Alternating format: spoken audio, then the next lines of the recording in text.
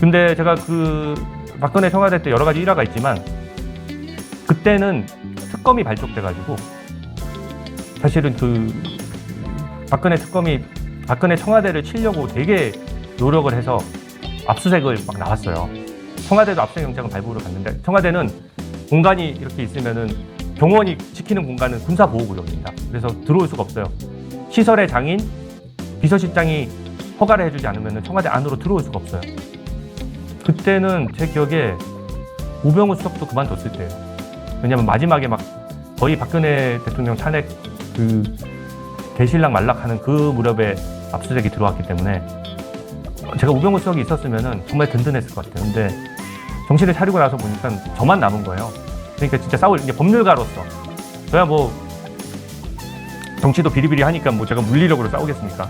결국은 논리와 법으로서 청와대 반패막이를 해야 되는 건데 괜히 또 우병우 수석이 또 하나 승진을 시켜주셔가지고 선임행정관이니까 그냥 늦게 온 비서관보다 선임행정관이 이거를 더 먼저 대처를 해야 되는 거예요. 현장 대처의 지휘관 같은 거예요. 그래서 압수수색이 막 들어오는데 솔직히 특검팀에서 엄청나게 압박을 했어요. 저는 검사 출신이니까 특검에 파견 나간 검사들이 많았을 거 아니에요?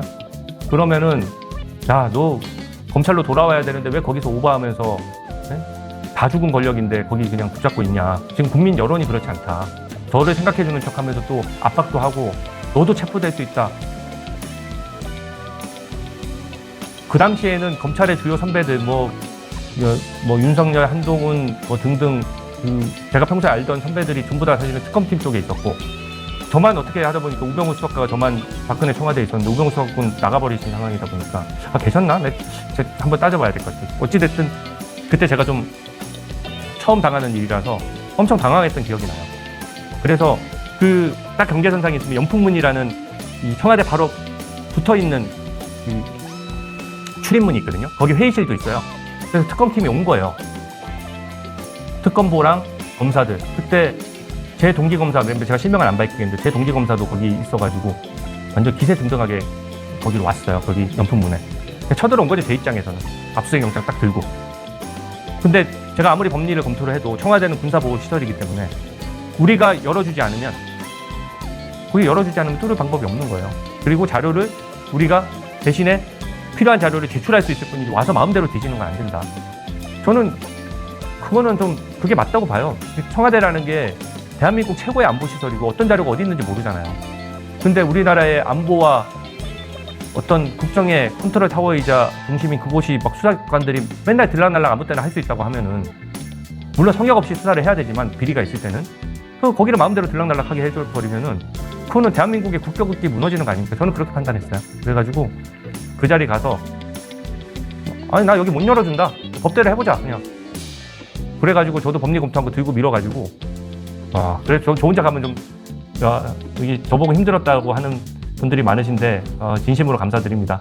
그때 진짜 힘들었어요.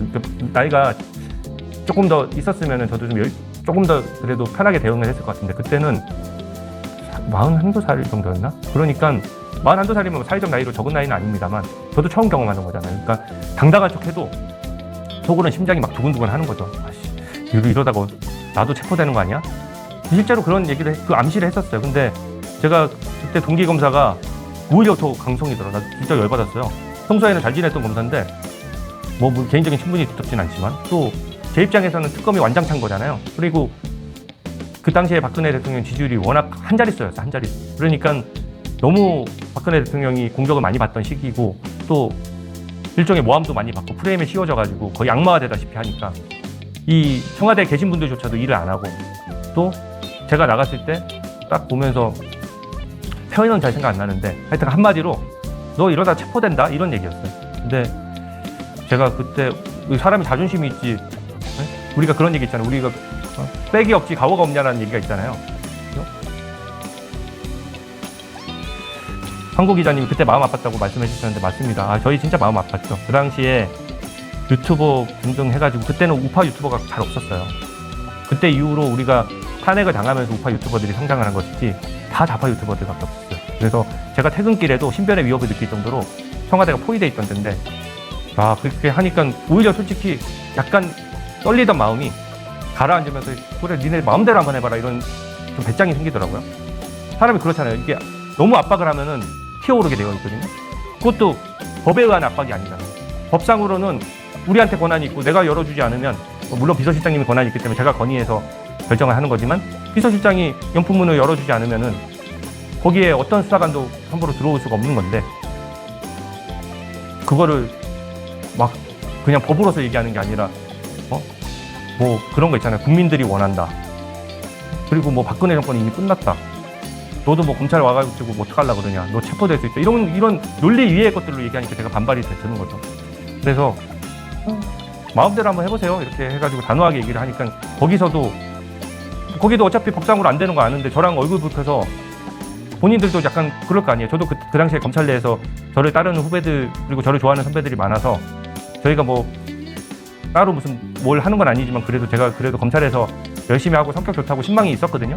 근데 제가 딱 두는 그룹도 그렇게 얘기하니까 아무 말도 안 하더라고요. 그래서 무려 그 어색한 침묵과 주고받는 왜 어색한 대화 있잖아요. 저쪽은 열어달라고 하고 나는 못 열어준다라는 대화를 무려 5시간 했습니다.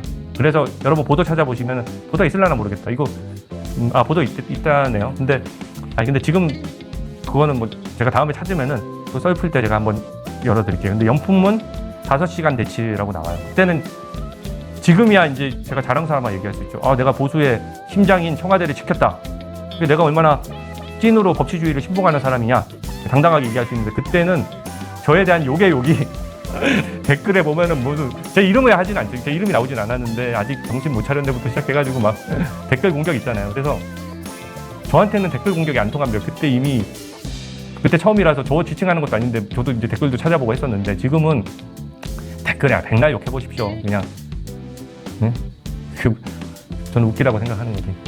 근데 또 웃겼던 거는 저도 머리가 잘 돌아가요. 그래서 혹시 제 휴대전화를 막 압수수색 해가지고 막 그 상부에서 뭐 어떻게 얘기하고 이런 것들을 좀 압박용으로 또 할 수도 있잖아요. 그래서 제가 혼자 가기 뭐 해가지고 제 같이 행정관들 후배 행정관 2명을 좀 그래도 같이 갔거든요. 셋이서.